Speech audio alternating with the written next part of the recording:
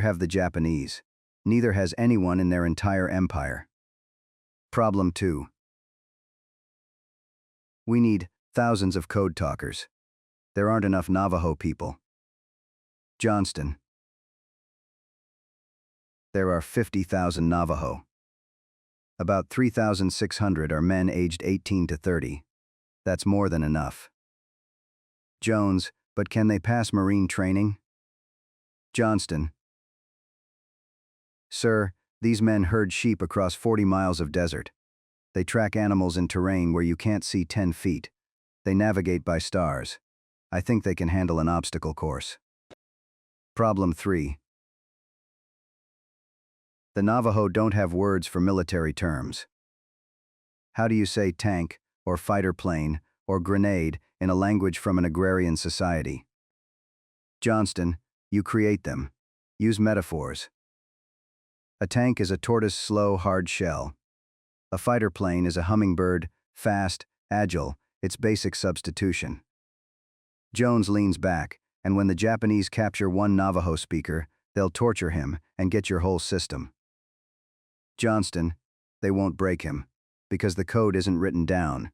It's not in a book, it's memorized, and even if they torture one man, they need the whole vocabulary, which is spread across 29 different heads.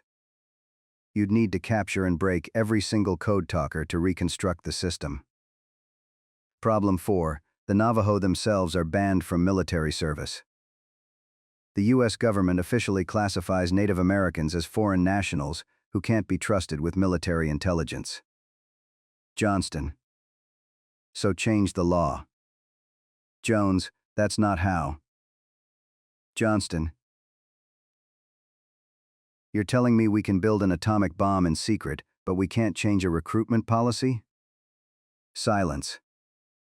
Problem 5. Even if this works, it's a gimmick. What happens when the war ends and we need real encryption?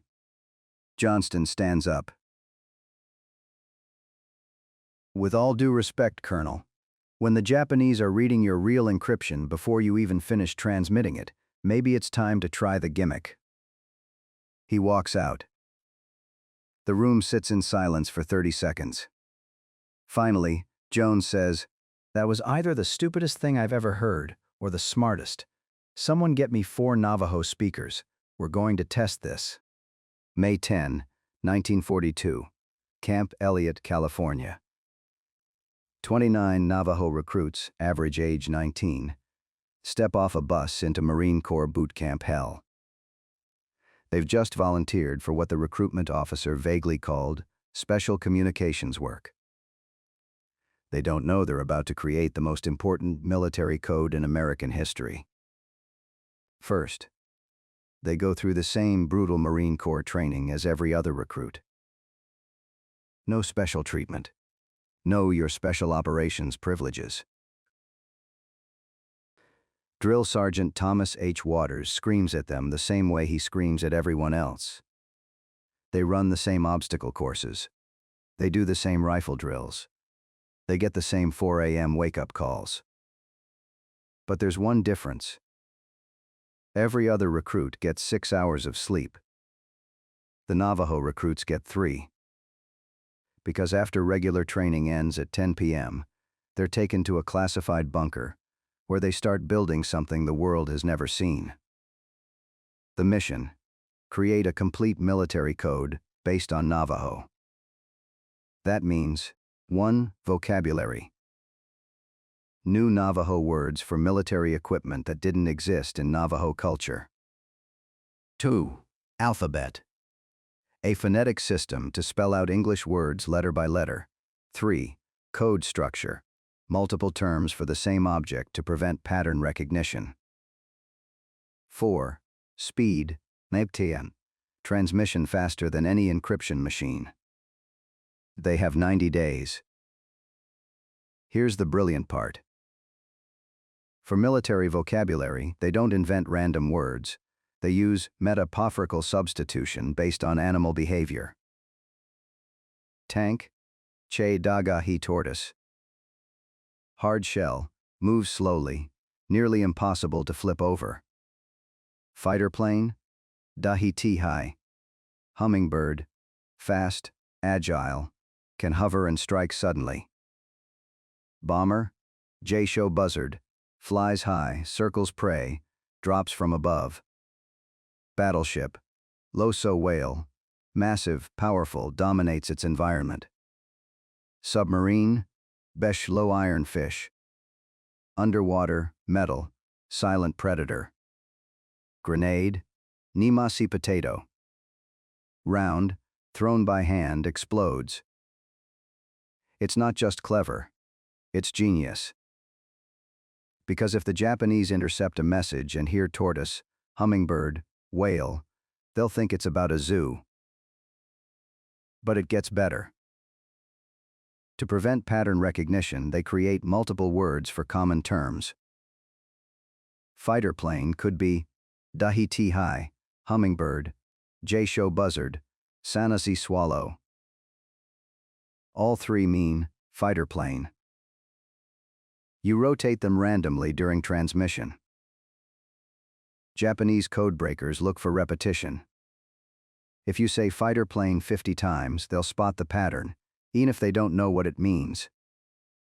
But if you use 3 different words that all mean the same thing, there's no pattern to detect. It's like trying to find a serial number on a product that changes its serial number every time you look at it. For spelling out English names and technical terms, they create an alphabet using Navajo animal names. Epictera. The Volachi, an Ingenious fox, a Euclid's is not a Homogenoina, Laugh, a good gattery, now Mickey's past, you will get a of with blood's gripe, but all this do tomorrow, flag must fight, not even. So to spell Atticets in code, A-T-T-A-C-K, becomes Wolachi, Than-zi, Wolachi, Moasai, Klizzy-yazi, ant, turkey, ant, cat, kid young goat. To a Japanese codebreaker, this sounds like ant, turkey, ant, cat, goat. Complete nonsense. But to a trained Navajo code talker who's memorized the system, it's instantly clear. August 7, 1942, 6:00 a.m. Guadalcanal. The first major American offensive in the Pacific Theater. Chester Nez and 5 other Navajo code talkers hit Red Beach with the first wave of Marines. Each one carries a 30-pound SCR 300 radio on his back. Each one has a .45 pistol and 2 bodyguards. Not to protect them from the Japanese, but to protect them from Americans who might mistake them for enemy soldiers. And each one is absolutely terrified that their gibberish code is about to get a lot of people killed. Because here's the thing. The Marines landing on this beach don't trust the system. Battalion Commander Lieutenant Colonel Merritt Edson was forced to accept these code talkers by a direct order from Washington. Most of his officers think it's a political stunt that'll fail the moment real combat starts. One lieutenant actually says to Chester Nez before they land, "Kid, when this doesn't work, stay the hell out of my way." The invasion begins at 6:14 a.m. Within 30 minutes, everything goes wrong. Japanese forces were supposed to be concentrated north of Henderson Airfield. They're actually entrenched in the jungle to the east, directly flanking the landing zones. American naval bombardment was supposed to soften the defenses for 45 minutes. It lasted 12 minutes before the destroyers had to pull back from shore batteries. The Marines are pinned down on a 400-yard stretch of beach, taking heavy casualties, calling for support. This is the moment. Chester Nez's commanding officer, a captain who didn't even know his name an hour ago, screams over the sound of machine gun fire. "Code talker, I need artillery coordinates on that ridge. Now!" In normal procedure, here's what would happen. 1. Nez writes down the coordinates from the forward observer 2. He pulls out the M209 cipher device 3. He encrypts each number using the daily code key 4. He transmits the encrypted message slowly, repeating twice to avoid errors. 5. The receiver on the other end decrypts using the same cipher machine. 6. Artillery command verifies and calculates firing solution. 7. Total time, 12-15 minutes. But Nez doesn't have 15 minutes.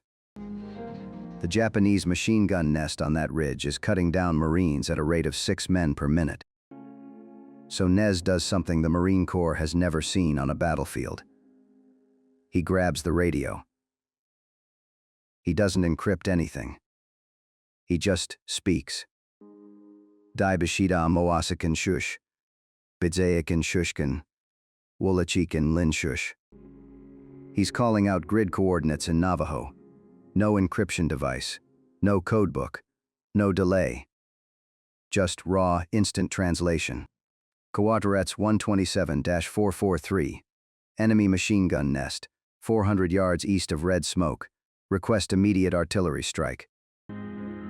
On the other end of the transmission, 6 miles offshore on the USS Macaulay, another Navajo Code Talker, who Nez has never met, never trained with, hears the message. No pause, no decryption, no verification. He just understands. He immediately relays to artillery command. Fire mission. Coordinates 127-443. High explosive. Enemy machine guns. Artillery officer confirmed.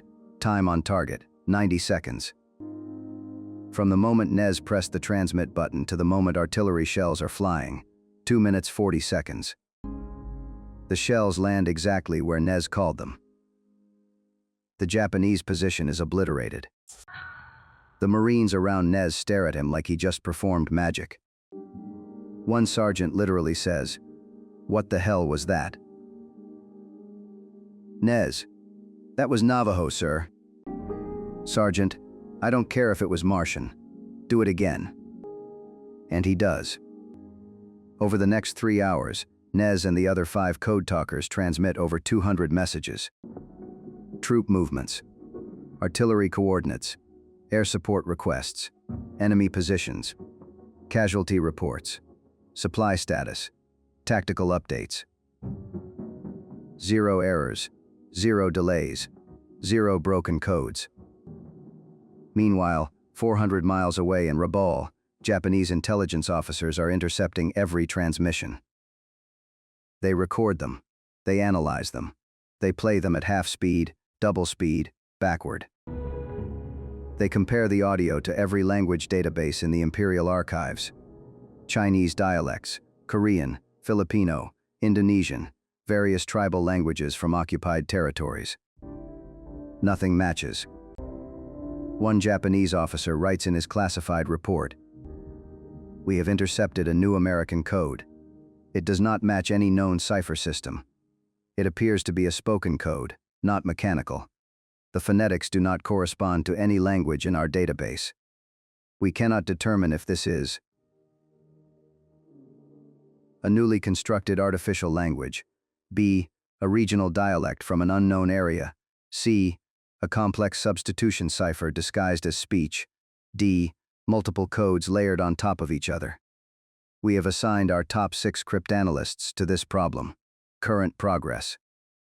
0. What the Japanese don't know. It's not a code. It's not a cipher. It's just people talking. By the end of the first day of Guadalcanal, the Marine Corps commanders are completely sold.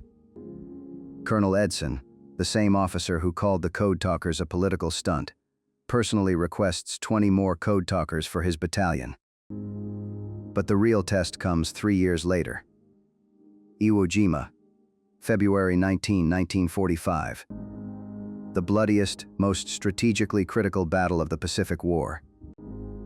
36 days of fighting, 26,000 American casualties, the most intense combat in Marine Corps history.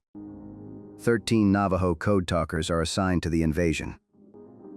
During the first 48 hours of the battle, these